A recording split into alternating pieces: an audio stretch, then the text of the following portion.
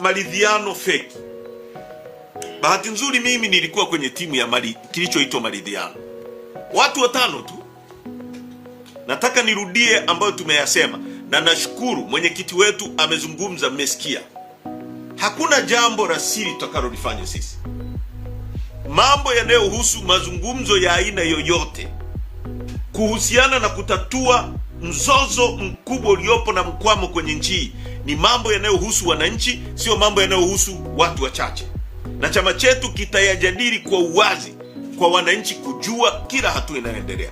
Cha kwanza tumesema, na ndio msimamo wa kamati kuu, hakuna mazungumzo yoyote yatakayoongozwa na mtu yoyote isipokuwa mwenyekiti mwenyewe awe nje.